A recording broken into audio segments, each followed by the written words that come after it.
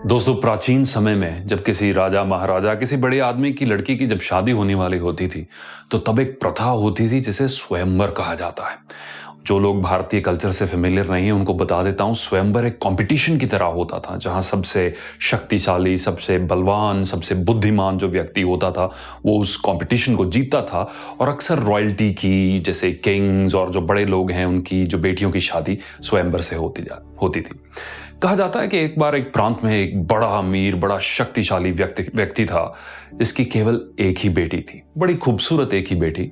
पता नहीं क्या है कनेक्शन है अमीर आदमी और खूबसूरत बेटी के बीच में, पर इसकी एक ही बेटी थी, बड़ी खूबसूरत थी, शादीशुदा ईद की थी और हर जिम्मेवार बाप की तरह ये भी चाहता था कि अपनी बेटी के लिए एक अच्छा वर्ड ढूंढे क्योंकि अब वो शादीशुदा एज की हो चुकी थी।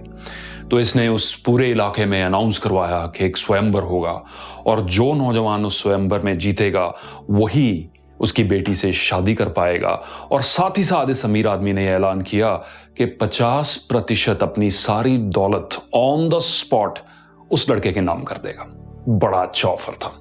हजारों की तादाद में नौजवानों की दिलचस्पी हुई स्वयंवर में, यहां तक कि शादीशुदा लोग भी पहुंच गए अपनी किस्मत आजमाने के लिए।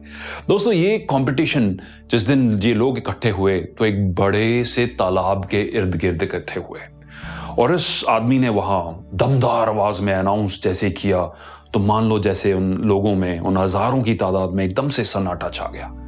इसने कहा वो पहला नौजवान जो इस तालाब में छलांग लगाएगा इस तरफ से और जिंदा दूसरी तरफ से बाहर निकलेगा वही विजेता होगा, वही मेरा दामाद होगा। और हर दुनिया में हर बड़े कंपटीशन की तरह इस कंपटीशन में एक कैच था, वो ये कि यह तालाब मगरमच्छों से भरा हुआ था। जैसे ही उसने कंपटीशन ऐलान किया, मान लो जैसे उस पूरे गैदरिंग में सन्नाटा छा गया।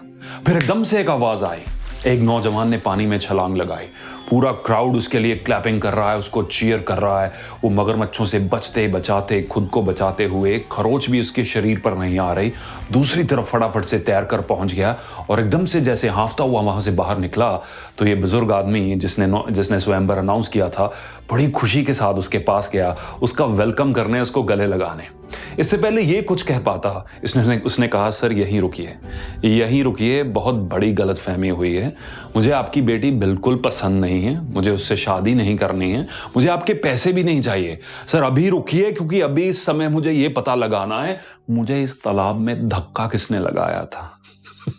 मुझे इस तालाब में धक्का किसने लगाया था। दोस्तों, पंजाब में एक बार एक जीप के पीछे लिखा हुआ मैंने पढ़ा था, अकल बादाम खा के नहीं धक्के खा के आती है। अकल बादाम खाकर नहीं धक्के खाकर आती है। यानी पंजाबी में लिखा था, अकल बादाम खा के नहीं धक्के खा के आती है। ये धक्का बहुत अहम, बड़ी इंपॉर्टेंट चीज है क्योंकि हमारे अंदर कितनी ऊर्जा, कितनी शक्ति, कितनी काबिलियत सोई होती है, पर जब तक हमें धक्का नहीं लगता कई बार वो जाग कर सामने नहीं आती। जैसे इस व्यक्ति ने कभी जिंदगी में जो तैरा नहीं था, इसको तैरना नहीं आता था, ये स्वयंवर जीत गया। और ठीक ऐसे ही न जाने हमारे अंदर क्या कुछ छपा हुआ है। मेरा मानना है धक्के जिंदगी के दो किस्म के होते हैं। एक वो जो परिस्थितियां, economy, boss, competition, technology, disruptions, एक धक्के वो होते हैं जो हालात हमें लगाते हैं, ये काफी दर्दनाक होते हैं क्योंकि हम इनके लिए प्रिपेयर्ड नहीं होते। और एक धक्का वो होता है जो हम खुद अपने आप को लगाते हैं। और मेरा मानना है 99% लोग उस श्रेणी में हैं जिनको हालात और परिस्थितियां धक्का लगा रहे हैं, इसीलिए वो हर वक्त रिएक्ट कर रहे हैं, वो जिंदगी के लिए तैयार नहीं, उनको धक्का लग रहा है तो वो आगे चल रहे हैं। और 1% लोग खुद अपने आप को धक्का लगाने की क्षमता रखते हैं। मेरी आशा है आप उन 1% में से बनेंगे जो खुद अपने आप को धक्का लगाते हैं।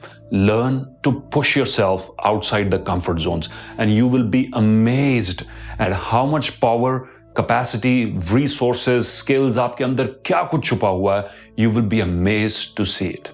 I hope you enjoyed listening to this short old story which is very popular.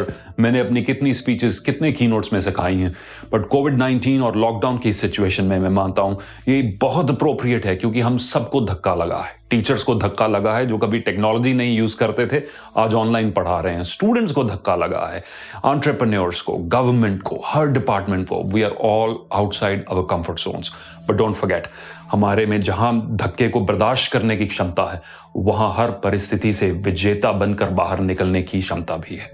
Take care and thank you for watching. Bye bye.